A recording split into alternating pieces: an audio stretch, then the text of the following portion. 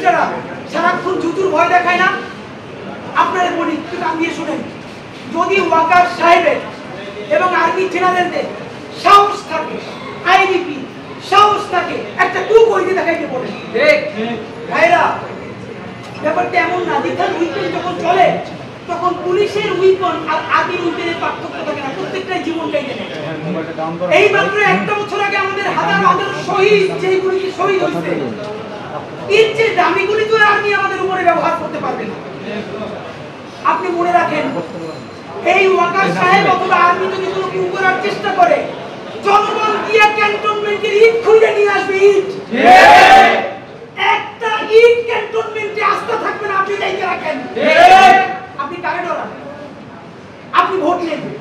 Minimum 100 রিক্সাওয়ালার সাথে কথা বলেছি গতকাল পর্যন্ত, প্রত্যেকে বলে এই উপদেষ্টাদেরকে তারা বিশ্বাস করে না, কিন্তু ইনুস বেড়া ভালো। 47-এর ধারাবাহিকতা হলো 1971, সেই 1971-এর চূড়ান্ত ধারাবাহিকতা আমাদের 2024। 47, 71, 24 কে একটা বিপরীতে আরেকটা বারবার দাঁড় করানোর চেষ্টা হয়েছে। প্রত্যেকটা বাংলাদেশ বিরোধী ষড়যন্ত্র। এই প্রত্যেকটা আমাদের জান গেছে, জীবন গেছে, জবান গেছে। আমরা প্রত্যেকটাকে সমানভাবে ধারণ করি বন্ধুরা। সুতরাং আপনাদেরকে দ্বিতীয়ভাবে বলি, বাঙালি জাতীয়তাবাদের যে সূচনা বিন্দু, সেইখান থেকে এই ঘোষণাপত্র শুরু হয়েছে, এটা আমাদের জন্য লজ্জা। দ্বিতীয় কথা, 1975 সালে যে 7 নভেম্বর ঐতিহাসিক সিপাহী বিপ্লব, সিপাহী জনতার যে বিপ্লব, এটা এখানে উল্লেখ আছে, অসাধারণ, আমরা এটাকে অ্যাপ্রিশিয়েট করি। 1990 সালে যে অভ্যুত্থান হয়েছে সেইটাও আছে, কিন্তু 1990 এর পরে এই ঐতিহাসিক যে অভ্যুত্থানটা হলো, এরপরে সকল রাজনৈতিক দলগুলো মিলে যে একটা সমঝোতা করেছিল, 91 এর পরেই সেই সমস্ত রাজনৈতিক দলগুলো সেই সমঝোতাতে ভেঙে ফেলেছিল। রাজনৈতিক দলগুলো যে বিশ্বাসঘাতকতা করেছিল, তার কোনো প্রতিধ্বনি কেন ঘোষণাপত্রের মধ্যে নাই? আমাদেরকে বলেন, আমরা এই জুলাই আমাদেরকে রাজনৈতিক দল অসাধারণ স্টেট, বিরাট শরিকা না, কিন্তু রাজনৈতিক দল যদি এই অভ্যুত্থান একা করতে পারত, তাহলে জামাতে ইসলামীর 6 জন প্রধান নেতৃত্বকে ফাঁসি দেওয়া যাইতো না। ওই সময় তারা পালাই দিতে পারতো হাসিনাকে। বেগম জিয়াকে জেলে যাওয়া লাগতো না, হাত পাকা হয়ে যাওয়া লাগতো না, তখনই বিএনপি ফালাই দিতে পারতো। এর মানে সকল রাজনৈতিক দল এবং রাজনৈতিক শক্তি সবাই মিলেই তো এটা করেছে।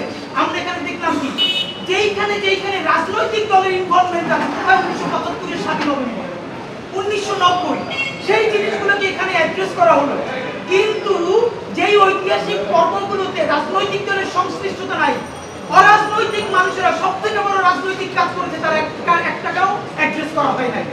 প্রমাণ, পিলখানা হত্যাকাণ্ড হলো এমন হত্যাকাণ্ড যেটা স্বাধীন বাংলাদেশের মধ্যে বসে, তার বুকের উপরে বসে দেশপ্রেমিক সেনাবাহিনীকে ভারতীয় আধিপত্যবাদ সমস্ত শক্তি ব্যবহার করে আমাদের ভাইদেরকে, বোনদেরকে, তাদের চোখের সামনে মুহুর্মুহু হত্যা করে তাদের লাশগুলো ভাসিয়ে দিয়েছে। আমরা চারপাশে তাকিয়ে রয়েছি। এইরকম আমাদের সামরিক বাহিনীর উপরে হত্যাকাণ্ড আপনারা পারলে বলেন তো, 1971-এ পাকিস্তানও কোন ক্যান্টনমেন্টে এইরকম আক্রমণ চালাই আমাদের সামরিক বাহিনীর দেশপ্রেমিক অফিসারদেরকে মারতে পারছে কিনা আপনারা বলেন? পাকিস্তান আমাদের আর্মিকে যেরকম এইরকম মারতে পারে নাই, ভারত এবং আওয়ামী লীগ মিলে পিলখানায় আমার 57 জন সেনা অফিসারকে জঘন্যতম ভাবে হত্যা করলো, তার স্বীকৃতি এখানে নাই। বলা হয় না যে পিলখানা হত্যাকাণ্ডের মধ্য দিয়ে হাসিনা ভারতকে এখানে চূড়ান্ত ভাবে অনুপ্রবেশ ঘটিয়েছে। বন্ধুরা আমার, 2013 সালের 7 লাখ, মানে এমন ব্যাপার যে আমরা এগুলো নিয়ে এখন বাঙালি জাতীয়তাবাদ হলো এমন ন্যারেটিভ, যা আপনি যদি ন্যূনতম মুখে দাড়ি থেকে, পাঞ্জাবি থেকে মুখের আগে পরে বিসমিল্লাহ বলেন,